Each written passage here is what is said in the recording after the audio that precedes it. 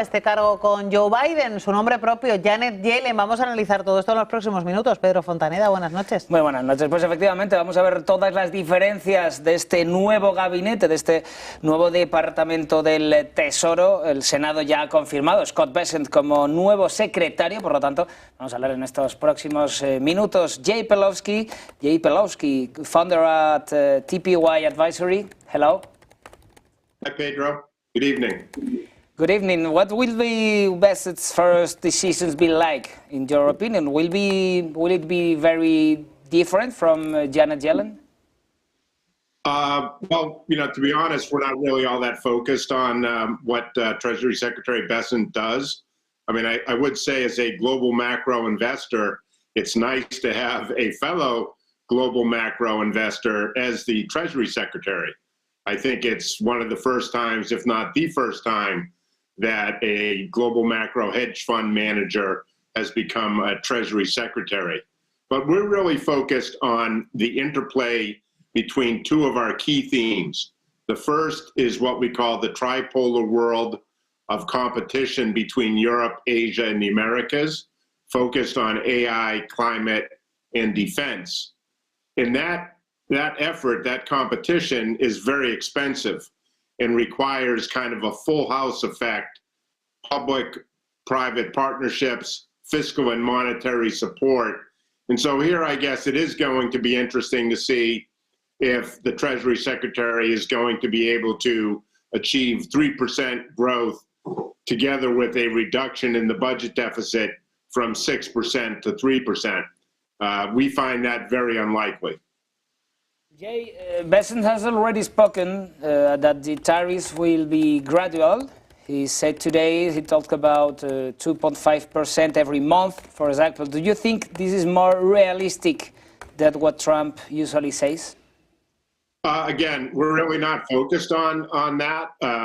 We're focused on the regional competition we just spoke of and what that means for global growth, right? So the second theme of ours is called our long cycle, where we argue that we're in the early to mid stages of a global growth cycle and a global equity bull market.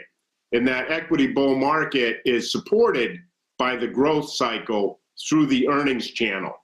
And it's really earnings which drive stocks, and that is what is most important to us. As far as the tariffs are concerned, to be honest, the president has a long history of saying many different things at many different times. And so we have learned through the first administration not to really pay attention to what he says.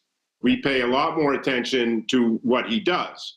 And so far, he has done virtually nothing on the front of tariffs. He just talked about it. And we would point out that the rest of the world is not suffering from this talk. If you look at year-to-date equity performance, non-U.S. equity is outperforming the U.S. China, for example, Chinese equities are outperforming the S&P. China tech is outperforming the NASDAQ. Even if you look at Mexico, where there's been so much talk about 25% tariffs on Mexico, the Mexican stock market, as represented by the U.S. ETF, is up 5% year to date. The S&P is up 2%. So the market is telling us that we shouldn't really pay attention to what the president is saying. Jay, the cryptocurrencies sector expects favorable policies from Bessent and from Donald Trump in general. Do you think it will be like that? Well, here we would kind of agree with the view that the financial sector in the U.S. is likely to be a beneficiary of the deregulation focus that the president and his team is likely to adopt. And so there, yes, whether it's the big banks, whether it's the fintech companies, whether it's crypto itself, all of that we think is probably going to do reasonably well.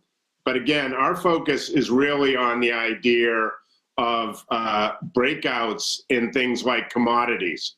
Commodities, for example, is something that no one talks about, but yet they're breaking out. The broad commodity index is breaking out. Energy is breaking out. And that's telling us that our global growth thesis is intact. And so what we're really looking for now, and what we're paying a lot of attention to here at TPW Advisory, is for the non-US equities to break out. I just mentioned how they're outperforming the US year to date, but they still haven't broken above important technical levels. We expect that to happen over the next couple of months because we expect more positive policy measures out of places like Germany, for example, where we expect fiscal stimulus, or China, for example, where we expect additional fiscal stimulus. And we think that's where the opportunity is, not in the US equities so much. We expect non-US equities to outperform US equities in 2025.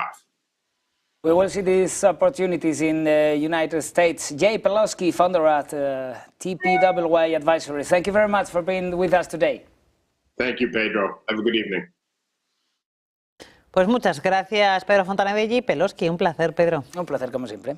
Vamos a seguir analizando la actualidad del mercado. Lo hacemos con